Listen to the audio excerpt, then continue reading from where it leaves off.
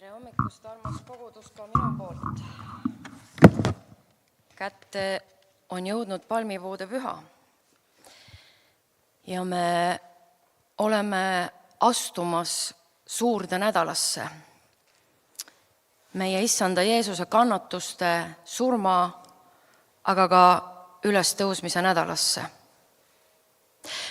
Nüüd suur nädal minu meelest kutsub meid peatuma, aega maha võtma ja mõtisklema ja küsima Jumala ja enda südametunnistuse ees neid inimeseks olemise möödapääsmatuid, tähtsaid, olulisi küsimusi.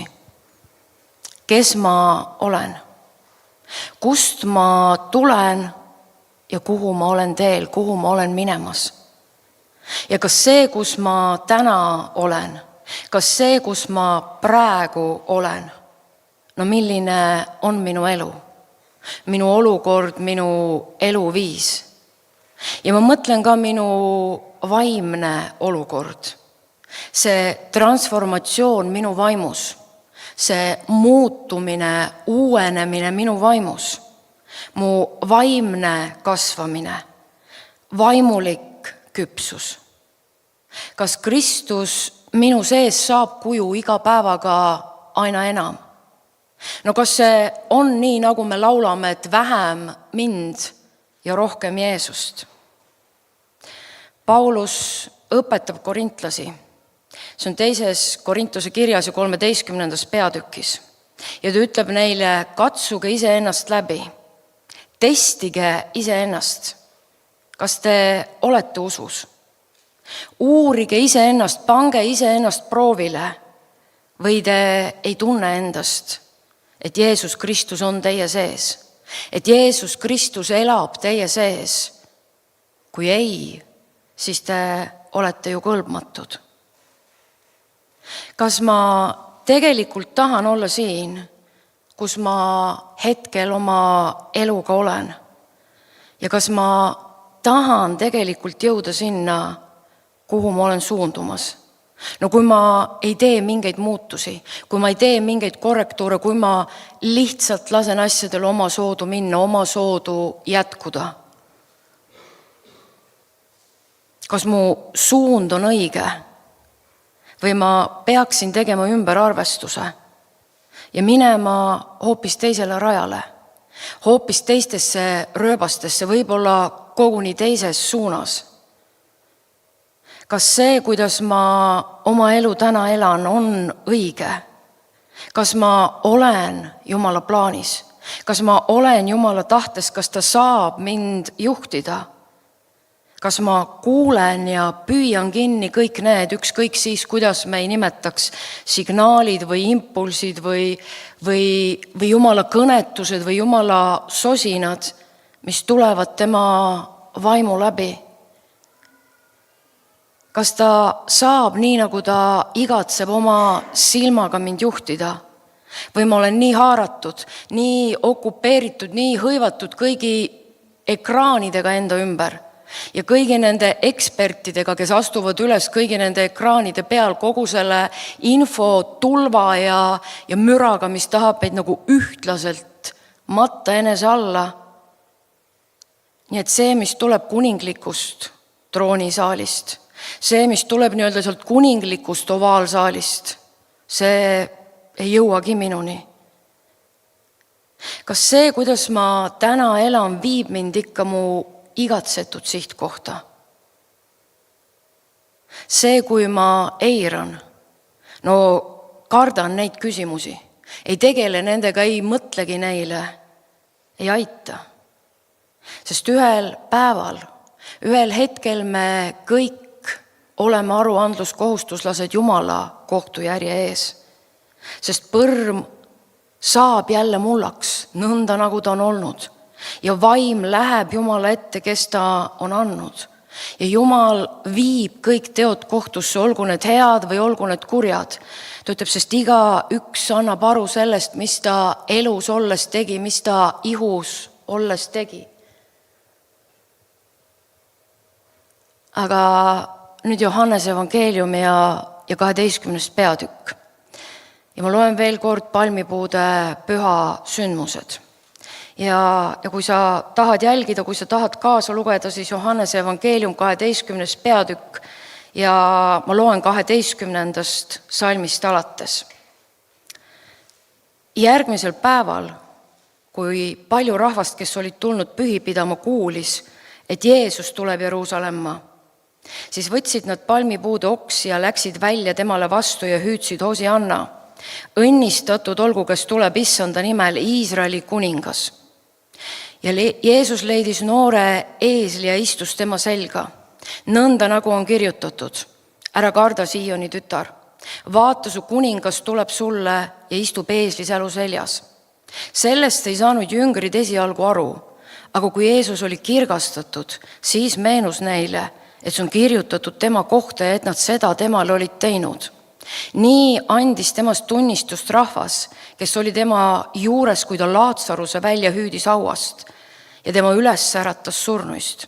Sellepärast ka rahvas läks temale vastu, sest nad kuulsid teda selle tunnustähe teinud olevat.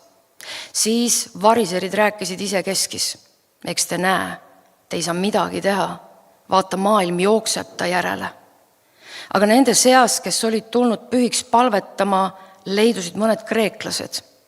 Need tulid nüüd Filippuse juurde, kes oli Betsaidast, Galilea linnast, ja palusid teda ja ütlesid, isand, me tahame Jeesust näha. Filippus tuleb ja ütleb seda Andreasele ja Andreas ja Filippus tulevad ja ütlevad seda Jeesusele. Aga Jeesus vastas neile ja ütles, tund on tulnud, et inimese poega austatakse. Tõesti, tõepoolest ma ütlen teile, kui nisuiva ei kuku mullasse ega sure, jääb ta üksi. Aga kui ta sureb, siis ta kannab palju vilja. Nüüd see palmipuude püha tekst koosneb mitmest olulisest mõttest, mitmest olulisest punktist. Tekst algab sõnadega järgmisel päeval tuli suur rahva hulk, kuulis suur rahva hulk, et Jeesus on tulemas Jeruusalemma. Nüüd järgmisel päeval millest? Kui sa nüüd vaatad pisut ettepoole, siis sellest, et Jeesus on külas Betaanias oma sõbral Laatsarusel, kelle ta veidi varem on surnuist üles äratanud ja tema õdedel Martal ja Maarjal. Ja seal on toimumas suur pidulik õhtusöök Jeesuse auks. Ja peale seda õhtusööki toob Marta Maarja välja kallihinnalise nardi salvi ja murrab selle alabasternõu lahti ja valab selle salvi Jeesuse jalgade peale ja hakkab salvima ta jalgu. Ja kogu maja täitub selle hinnalise nardi salvi lõhnaga. Ja pälvib sellega juuda pahameele, kes ütleb, no mis tarvis see raiskamine. Selle oleks võinud ära müüa suure raha eest ja aidata vaeseid. Aga tema lihtsalt raiskab seda jalgade salvimise peale. Jeesus käsib tal seepeale Maarja rahule jätta ja ütleb, et see salvimine, see võidmine osutab tema surmale ja matmisele. Nüüd ma arvan, ma olen seda teksti lugenud, kuulnud 100 kordi. Aga me oleme kunagi jäänud mõtlema selle peale, et Maarja väljendab oma austust ja väljendab oma respekti ja väljendab enda lugupidamist ja väljendab enda armastust sellega, et ta toob välja selle hinnalise nardisalvi, mille kohta öeldakse, et see maksis rohkem kui 300 denarit, ehk siis ühe heal järjel oleva inimese kogu aasta sissetulek. Ja Juudas, kes teda kritiseerib, mõne päeva pärast annab Jeesuse ära, müüb Jeesuse maha 30 denari eest, mis on orja hind, orja tasu. Nii palju siis tema pidas lugu, nii palju siis tema respekteeris, nii palju siis tema armastas Jeesust. Ja nüüd sellele õhtule järgneval päeval, ehk siis nädala esimesel päeval, meie mõistes pühapäeval, tulebki Jeesus Jeruusalemma. See päev on nagu tähtis päev kogu rahvale, kõigile juutidele, sest tulemus on nende kõige suurem püha, paasapüha. Ja sellel päeval, kui Jeesus tuleb Jeruusalemma, pidi iga juudi perekond, iga juudi perekonna pea, iga juudi perekonna vanem välja valima talle, keda oma pere eest ohverdada. See oli paasa tallede väljavalimise päev ja just sellel päeval tuleb Jeesus, tõeline paasatall, tõeline ohvritall, kelle verega me oleme päästetud, lunastatud igavese surma ja patu ja needuse ja kurja võimusest. Nii et tõeline paasatall Jeesus tuleb Jeruusalemma. See, kes annab oma elu kogu inimkonna eest. Ja talle tullakse vastu palmipuude okstega. Neid lehvitatakse, neid heidetakse maha tee peale tema jalgade ette. Palmi oks muide on sellel ajal väga selge võidumärk, väga selge võidu sümbol. Nii tervitatakse lahingust naasevat võidukat kuningat või lahingust nagu edukalt väljuvat väejuhti. Ja just nii tervitab kogu see suur rahva hulk Jeesust. Seda tõelist võitu toovat kuningat, seda tõelist võitu toovat väejuhti, aga samal ajal ka tõelist paasatalle. Teda tervitatakse kui võitud kuningat, sest nad hüüavad Hosianna. Õnnistatud olgu, kes tuleb issanda nimel, Iisraeli kuningas. Kuningas, kelle võidmine ongi ju tegelikult toimunud eelmisel päeval. Aga on täiesti selge, et ei rahvas ega ka jüngrid mõista seda. Alles palju hiljem, Johannes ütleb, alles palju hiljem, kui Jeesus oli kirgastatud, tuli meile meelde, et see on ju eeltähenduslikult tema kohta kirja pandud ja et nad tõesti temale seda olid teinud. Prohvetlik ennustus muide on rohkem kui 500 aastat varem kirja pandud prohvet Sakaaria poolt, kes ütleb, ära karda, Sioni tütar, hõiska Jeruusalemma tütar, vaata su kuningas tuleb sulle õiglane ja aitaja, ta on alandlik ja sõidab eesli seljas, eesli sälu seljas. Jeesus teadis seda, sisenedes Jeruusalemma kui kuningas. Aga mitte selline kuningas, kes tuleb teisi alla heitma, kes tuleb teisi maha suruma, kes tuleb teiste üle valitsema, vaid kuningas, kes tuleb andma iseennast. Kuningas, kes tuleb alandama iseennast ja tuleb andma iseennast.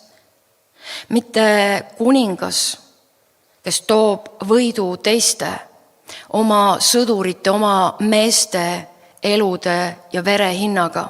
Mitte väejuht, kes toob võidu oma sõdurite elude või vere hinnaga, vaid see, kes toob võidu oma enese elu ja oma enese vere hinnaga. Sest see, mida Johannes nimetab kirgastamiseks, ongi ju tema kannatus, tema ristisurm, tema matmine, aga loomulikult ka tema ülestõusmine surnuist. Nüüd surnuist ülestõusmisest annab tunnistust muide ka kogu see juubeldav ja hõiskav ja rõõmutsev ja tantsiv rahva hulk inimeste Jeesuse ümber. Aga nad hõiskavad ja juubeldavad ja annavad tunnistust Laatsaruse ülestõusmisest surnuist. Jeesuse surmast ja Jeesuse ülestõusmisest ja selle läbi esile tulevast tõelisest võidust, tõelisest triumfist. Ei teadnud nad sellel hetkel veel midagi. Aga meie täna teame. Laatsaruse ülesäratamine surnuist oli tunnustäht, kus Jeesus näitas kogu oma väge, oma meelevalda, oma võimu, oma autoriteeti kogu pimeduse väe üle, ka viimase vaenlase surma üle. Aga ka kui viimane piir, kui see punane joon variseridele või tegelikult õieti nendele vaimsetele jõududele, kes tegutsesid, kes opereerusid variseride läbi. Sest öeldakse, sellest hetkest alates hakkasid nad otsima võimalust, et teda tappa. Jeesus, kes oli öelnud Maarjale, mina olen ülestõusmine ja elu. Ja kes minusse usub, see elab, ehk ta küll sureb. Ja igaüks, kes elab ja minusse usub, see ei sure igavesti mitte. Ja nüüd selleks, et teha see võimalikuks, selleks, et teha see tõelisuseks meie kõikide jaoks, siis tema, kes on ülestõusmine ja elu, peab ise kannatama ja surema ja andma iseennast meie kõikide eest. Täpselt nii, nagu Rist ja Johannes kohe algusest saadik prohvetlikult kuulutas. Vaata, see on Jumala tall. See on see Jumala välja valitud paasatall, see on see Jumala ära valitud paasatall, kes võtab ära maailma patu. Jeesus on kuningas ja talle kuulub meelevald nii taevas kui maa peal, aga ta ei tulnud rajama maist kuningriiki, ta ei tulnud paika panema maist valitsust. Tema kuningriik ei ole sellest maailmast, see ei ole maine ja muldne ja kaduv, see on igavene kuningriik ja see on igavene valitsus ajastuteni. Ja ta ei tulnud selleks, et meie elu siin maa peal natukene kergem või natukene parem või natukene pikem võiks olla. Ei, ta tuli selleks, et kõik täiesti uueks muuta. Et anda meile uus elu, et anda meile Jumala liiki elu, igavene elu. Aga mitte kõik ei rõõmutse ja mitte kõik ei hõiska ja ei juubelda Jeesuse ümber. Variserid neavad ja pobisevad ja ütlevad, vaata, te ei saa midagi teha, kogu maailm jookseb ta järele. Sellel hetkel nad saavad aru, et avalikult Jeesust kinni võtta, avalikult teda arreteerida ei saa, et asju tuleb hakata ajama teisel moel ja teisel viisil, sest liiga suur on eufooria ja liiga suur on vaimustus tema vastuvõtmisel. Ja nad hakkavad tegutsema, susima ja ässitama ja mõjutama ja ära ostma ja pistist andma. Ja õige pea rahva meelsus muutub. Ja need, kes täna palmipuude pühal karjuvad, Hosianna, õnnistatud olgu, kes tuleb issanda nimel, Iisraeli kuningas. Need karjuvad, meil ei ole kuningat. Meil ei ole kuningat, meil on keiser. Lööda risti. Ja seda ainult mõned päevad hiljem. Nüüd see, kui kogu maailm jookseb su järele, ei tähenda midagi. Massid ja see, keda nemad pooldavad või mida nemad järgivad või üles tõstavad, see ei määra midagi. See ei määra seda, kellel on õigus või kus on tegelikult tõde. Jeesus teadis seda.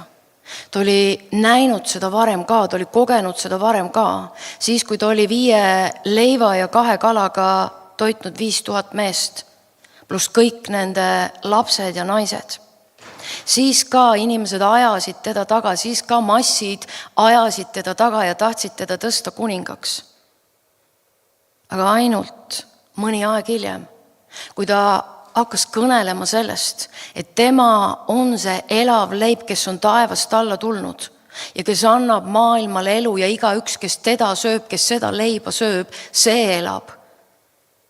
Kui kõik need inimesed, kui kogu see mass põhimõtteliselt keeras jala pealt ringi ja marssis minema.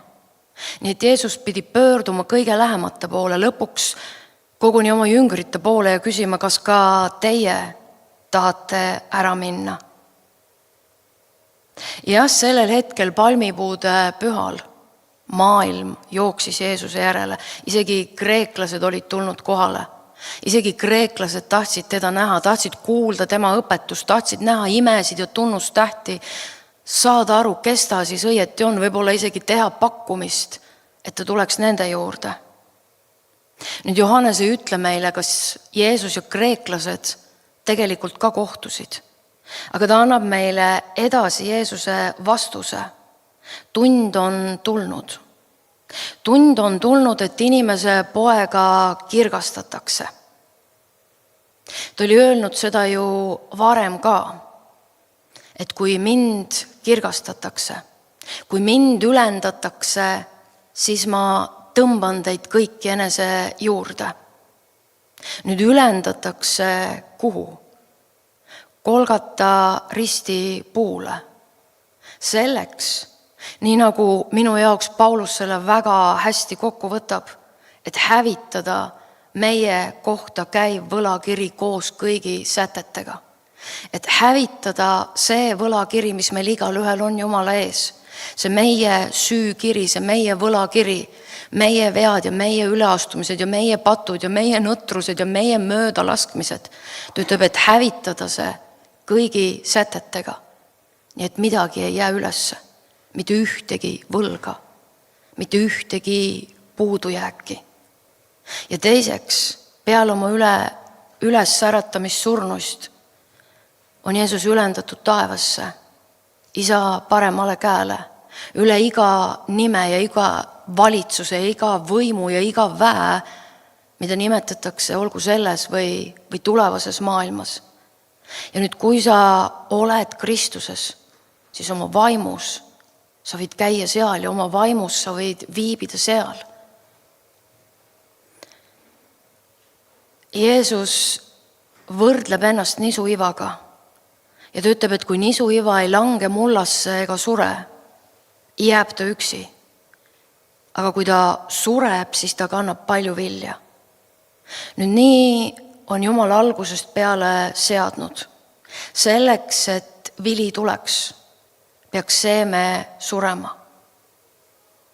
Ja samamoodi on ka meie kõikide elus. Tegelikult samamoodi on ka meie kõikidega. Selleks, et vili tuleb, peab seeme surema. Aga nüüd kõige selle juures ära lase vaenlasel panna nagu enda mõtetesse ja oma mõistusesse seda kõrgistust. Et näed, vaata, loe kõiki neid palmipuude pühasündmusi. Võta kõik need suure nädala sündmused, loe neid.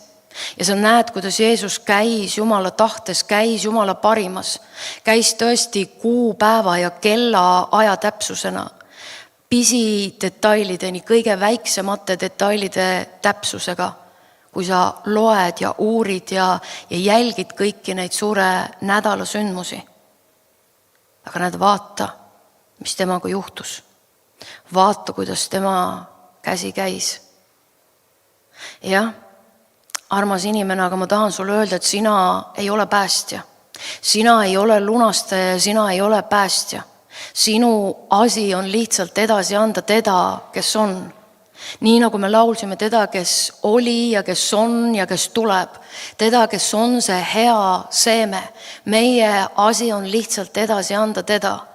Ja see on võimalik meie kõikide jaoks, sellega me igaüks saame hakkama. Nii et õnnistatud suurt nädalat teile kõigile ja järele mõtlemise aega ja meeleparanduse aega, kui vaja, ja korrektuuride tegemise aega ja ümberarvestuste tegemise aega, kui vaja, aga ka uute alguste aega.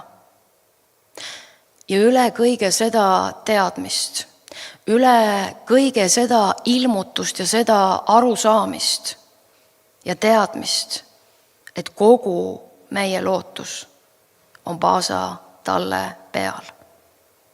Amen. Halleluuja, Isa, me täname sind ja me kiidame sind.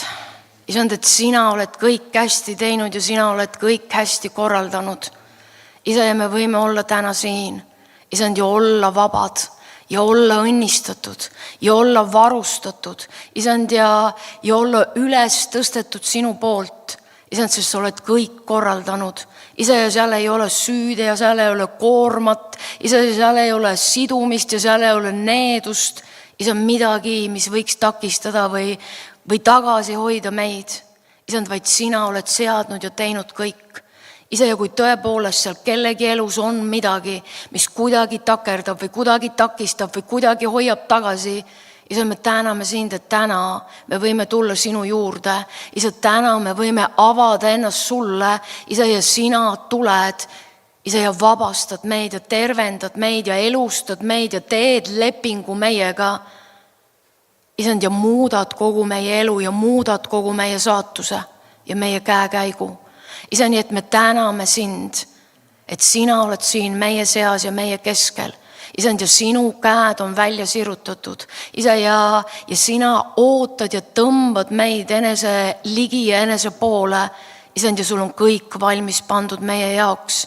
Isa, meie asi on lihtsalt tulla ja kummardada sinu ette. Isa, ja nautida seda, Isa, õnnistust, armu, heldust, headust, soosingut. Isa, mida sa oled meile kõikidele pakkumas. Isa, nii et tõesti õnnista meid. Isa, ja õnnista seda tulevast suurt nädalat. Isa, ja tõesti kõnele meie vastu. Isa, ja näita ja ilmuta meile, Isa, kõike seda rikkust ja rohkust ja sügavust. Isa, mida sa oled kätkenud Jeesusesse. Isa, ja mis kõik on kui meie jaoks valmis pandud. Tänu sulle, Jeesus. Amen.